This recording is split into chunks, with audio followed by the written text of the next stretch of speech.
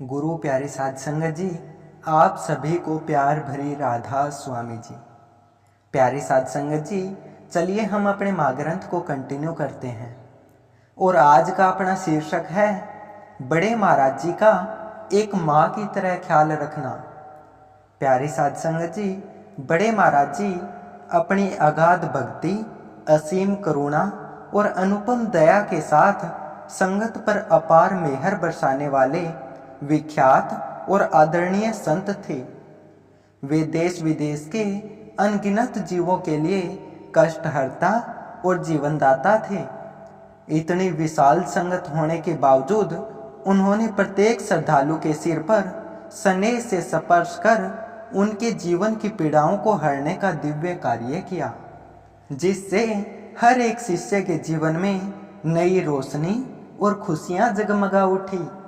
बड़े महाराज जी को महाराज फकीरचंद जी से भी आशीर्वाद प्राप्त था। उन्होंने कहा था, ताराचंद, मैं तुझे आशीर्वाद देता हूँ। तू हरियाणा का परम संत है। तुम्हारे पास जो कोई आए उसे प्रसाद दे देना। जिसका विश्वास होगा उसका भला हो जाएगा। इसी आशीर्वाद के मोती बिखेरते हुए बड़े महाराज जी ने दीन दुखियों के दुख निवारण हेतु अपने सभी दरवाजे खोल दिए। शारीरिक व्याधि से आध्यात्मिक व्याधि तक कुछ भी ला इलाज नहीं बचा। बड़े महाराज जी ने सारा दिन दिनोद आश्रम में खुले दरबार लगाकर प्रतिदिन सैकड़ों की तादाद में पीड़ित हृदयों का ताउम्र इलाज किया। इन दुखी जीवों के कष्ट और पाप कर्म का बोझ अपने सर पर लेते लेते कभी कभार बड़े महाराज जी की भी तबीयत खराब हो जाती थी। हम सब इस बात से तो भली भांति अवगत है कि सारी संगत अपनी शारीरिक तकलीफ से राहत पाने के लिए तुरंत बड़े महाराज जी के चरणों का आश्रय लेती थी। पर चुनिंदा निजी सेवकों को पता है कि जब बड़े महाराज जी स्वयं अस्वस्थ हो जाते थे तो वे अपनी मानसिक शांति और ऊर्जा पुनर्प्राप्ति के लिए केवल और केवल अपने प्रियतम गुरुमुख उनके मास्टर का संग ही तलाशते थे। बड़े महाराज जी को अपने मास्टर पर इस कदर यकीन था कि उन्होंने पूरी जिंदगी कभी किसी और के हाथ से दवाई नहीं ली। जब भी बड़े महाराज जी का स्वास्थ्य खराब होता था तो वो किसी और की न तो सलाह लेते थे और ना ही उनके बताए इलाज की तरफ ज्यादा तवज्जो दिया करते थे। वे तो सबको एक ही बात बोलते थे, मास्टर आ जाएगा तब वो अपने आप देख लेगा क्या दवाई लेनी है। कितनी दफा ऐसा हुआ है कि जब बड़े महाराज जी बीमार होकर पूरी तरह से ऊर्जाहीन हो जाते थे, उस समय अगर कोई भी उन्हें उनकी मदद हेतु कोई सेवा या उनसे पूछता था कि उन्हें क्या चाहिए, तो बड़े महाराज जी का हरदम एकमात्र जवाब होता था, जाओ मास्टर को स्कूल से बुला लाओ, वो आ जाएगा, ठीक हो जाऊंगा। जिस अटूट विश्वास और एतबार की प्रेरणा धारण करने की हिदायत एक शिष्य को दी जाती है, कुछ ऐसा ही विश्वास बड़े महाराज जी स्वयं गुरु होकर अपने शिष्य पर जताते थे। ऐसी निराली प्रेम गाथा और ऐसा घनिष्ठ प्रेम की गहराई को समझना हम जैसे तुच्छ बुद्धि के जीवों की बस की बात नहीं है। राधा स्वामी दयाल की बाणी है, बूंद में सिंध है, सिंध में बूंदे, बूंद सिंध दो एक हुए, बूंद सिंध का झगड़ा मन में उनके लिए अनेक हुए। बड़े महाराज जी और हुजूर साहब के जोड़े को देखकर हूबहू सार्थक हो जाती है। बड़े महाराज जी और हुजूर साहब इस कदर प्रेम के सिंध में एक हो गए थे कि कौन किससे ज्यादा विश्वास धरता है, गुरु या शिष्य। उनके बीच का यह अविभाज्य संबंध इतना गहरा था कि उनमें कोई भेद करना असंभव था। बड़े महाराज जी की हुजूर महाराज जी में इतनी गहरी और अविचलित आस्था थी कि अगर हुजूर महाराज जी उन्हें बुखार के बहाने कोई सामान्य गैस की गोली भी दे देते थे तो वो उनके सबसे बड़े दर्द और पीड़ा का भी चमत्कारिक रूप से निवारण कर देती। आधे समय तो हुजूर महाराज जी के द्वारा कही गई उत्साहवर्धक और सकारात्मक बातें ही बड़े महाराज जी के लिए टॉनिक का काम करती थी।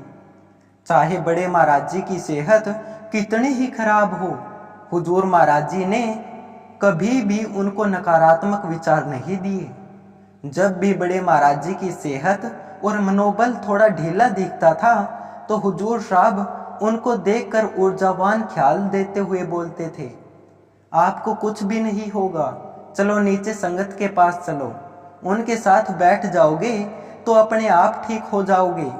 ये मौसम की वजह से हरारत तो सबको ही होती है, उठो चलो।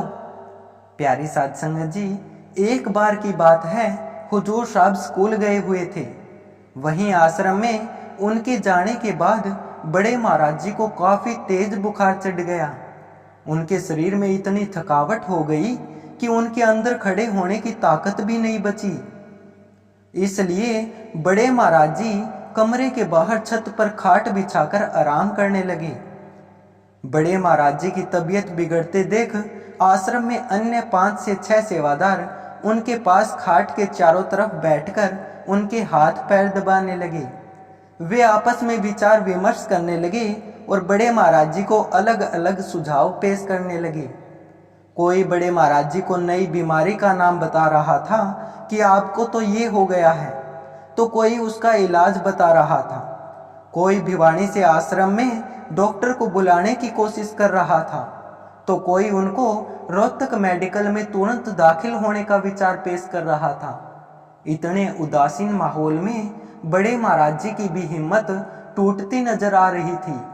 उन्होंने बड़े भारी मन से कहा, जाओ मास्टर को स्कूल से बुला कर लाओ, वो बता देगा कहाँ चलना है। एक सेवादार फौरन हुजूर साहब के स्कूल जा पहुंचा और उसने उनको यह सूचना दी, मास्टर जी जल्दी चलो, बड़े महाराज जी की तबीयत खराब हो गई है, उन्होंने आपको तुरंत बुलाया है। अचानक आई इस खबर को सुनकर हुजूर साहब थोड़ा घबराए और तुरंत आश्रम की तरफ चल पड़े। रास्ते में हुजूर साहब यही चिंतन में थे कि बड़े महाराज जी सुबह तो ठीक नजर आ रहे थे, फिर अचानक उनकी तबीयत इतना बिगड़ क्यों गई।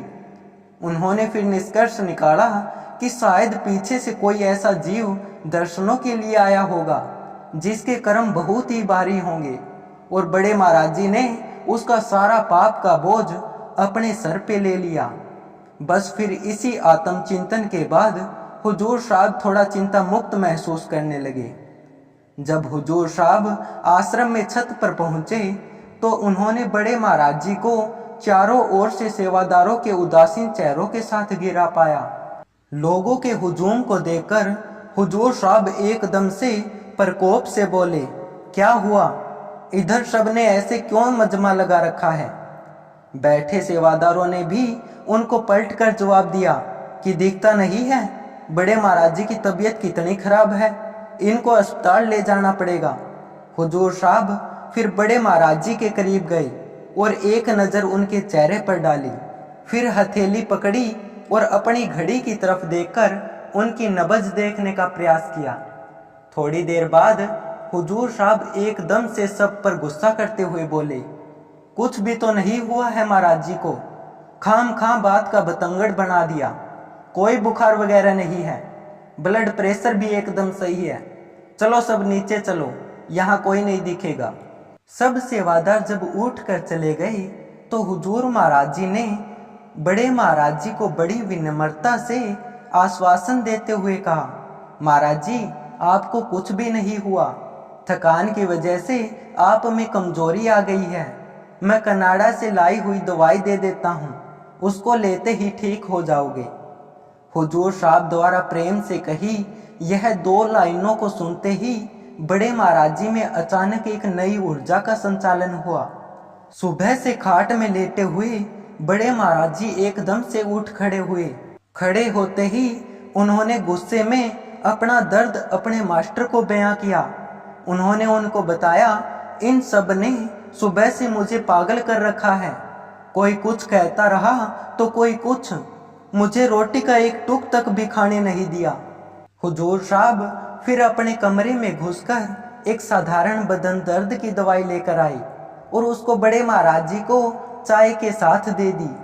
हुजूर साहब का तो बस इतना ही कहना और करने में ही बड़े महाराज जी में शाम तक चमत्कारी बदलाव दिखा। वो शाम को एकदम स्वस्थ होकर खेतों की ओर टहलने चल पड़े। संतों ने इसलिए तो बड़ा जोर देकर हम सबको यह समझाने की कोशिश की है कि प्रेम में बहुत ताकत होती है। हुजूर साहब बड़े महाराज जी की सच्चे दिल से परवाह व देखरेख करते थे। उनका अपने गुरु से प्रेम एक पतिव्रता स्त्री के जैसा था। हमारा इतिहास प्रेम की ताकत की गवाही देते हुए बताता है कि पतिव्रता स्त्री में स्वयं ही इतनी ताकत आ जाती है कि वह अपने पति पर आने वाली हर विपत्ति, हर समस्या, यहाँ तक कि मौत को भी दूर भगा देती है। हुजूर साहब के अंदर भी गुरमुखता की यही रूहानी ताकत थी जो बड़े महाराज जी को तुरंत ठीक कर देती थी। उनके इसी प्रेम भाव की वजह से बड़े महाराज जी अक्सर सत्संग में कहते थे कि ये मास्टर तो मेरी माँ है। प्यारी साध संगत जी, हुजूर साहब का मुश्किल वक्त में संग ही बड़े महाराज जी की आधी परेशानियां हर लेता था। हुजूर साहब का वही सकारात्मक और कष्ट हरने वाला प्रभाव मंडल जो बड़े महाराज जी को ठीक करता था, आज हाजिर में संगत के काम आ रहा है। नित्य प्रतिदिन आश्रम परिसर में हजारों लोग रोते हुए अपने कष्टों और रोगों की पीड़ा लेकर हुजूर महाराज जी के पास आते हैं। हुजूर महाराज जी जिस तरह बड़े महाराज जी को ऊर्जा देते थे, वैसे ही सबको आशीर्वाद देते हुए आश्वासन देते हैं कि कुछ नहीं हुआ, तुझे ठीक हो जाएगा। और उनके मात्र यह कह देने से अनगिनत लोग रोज हंसते हंसते हुए वापिस अपने घर रोग मुक्त होकर जाते हैं। प्यारी साध संगत जी, कल फिर यहीं से हम अपने माँ ग्रंथ को कंटिन्यू करेंगे। तब तक आप सभी को प्यार भरी राधा स्वामी जी।